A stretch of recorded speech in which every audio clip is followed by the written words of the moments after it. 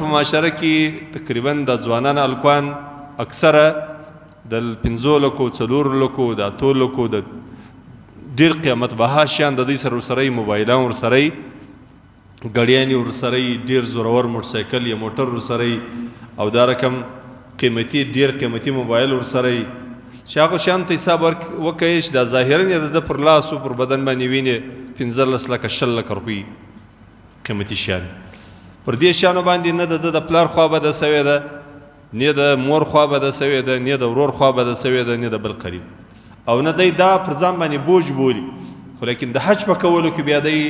و مشر اجازه تم دی ضرورت لري او دی ډیرو پیسو تم ضرورت لري او ډیرو بهانو تم ضرورت لري لیکن الله جل جلاله حج پر مؤمن باندې داسې فرض کړی دی پر هر مؤمن باندې تنها على حدة کنروی که شزه لکه د المنشي فرض ده بیا په حدیث شریف کې راځي رسول الله صلی الله علیه وسلم ګران صحابي سیدنا امیر المؤمنین علی ابن ابي طالب رضی الله عنه فرمایلی دي من ملك زادا وراحلة تبلغه الى بيت الله ولم يحج فلا عليه ان يموت يهوديا او نصرانيا وذلك أن الله تبارك وتعالى يقول ولله على الناس حج البيت من استطاع إليه سبيلا الله عز وجل چې کوم مؤمن مسلمان ته توان او طاقت دی ورکی چې دی حج ادا کی من ملک زادا وراحلة هغه انسان چې دی د اهل د اولاد او د خپل ځان خرڅ ولري او دغه رقم یو انسان دون شی ولري چې دی د بیت الله شریف او حج ته ځان ور باندې ورسي او وراحله تبلغه الى بیت الله راحله پیدا کړه یعنی دون یو شی پیدا کی یو دون سورلی د پیدا کړه چې دی و بیت الله شریف ته ځان ور باندې ورسي ولم يحج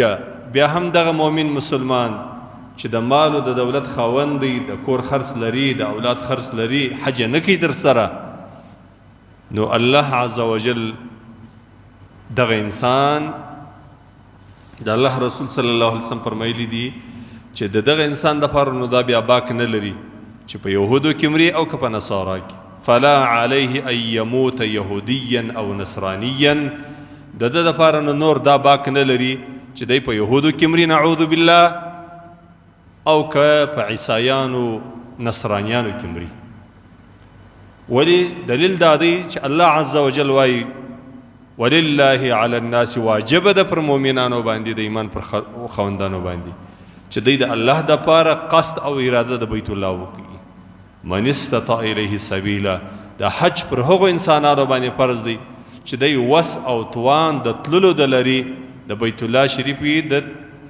تتللو د حج د کولو د وس او توان لري بیا نصیب لاړ نو بیا الله د الله رسول صلی الله علیه وسلم فلا علیه ان يموت يهوديا او نصرانيا د خوښه ده چې نعوذ بالله په يهودو کې مري که په نصاراو کې مري نو د مؤمن مسلمان د پاره در ټولو بهترین عمل چې الله ور باندې راضي کیږي در ایمان راوړلو وروسته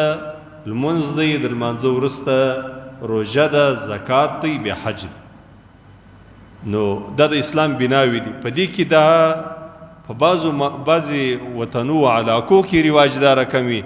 چې انسان د ټولو کارو له اخ و ډبه ولویږي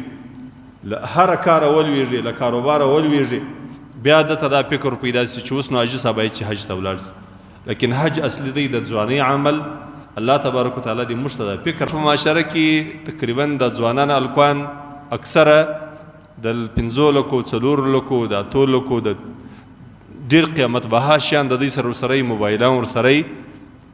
ګړیانې ورسره ډیر زورور موټرسایکل یا موټر ورسره او دا رقم قیمتي ډیر قیمتي موبایل ورسره چې هغه شیان ته حساب وکړئ چې دا ظاهرا د پر لاس او پر بدن باندې وینې 15 لکه 20 لکه روپۍ قیمتي شیان پر دې شیانو باندې نه د پلار خوا به د سوی ده نه د مور خوا به د سوی ده نه د ورور خوا به د سوی ده نه د بل قریب او نه دی دا پر ځان باندې بوج بولي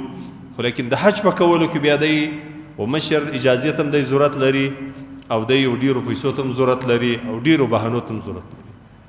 لیکن الله جل جلاله حج پر مؤمن باندې داسې فرض کړی دی، پر هر مؤمن باندې تنها تنها علی حدتن که نر وي که ښځه لکه د لمونځ فرض ده. او بهترین عبادت دی ده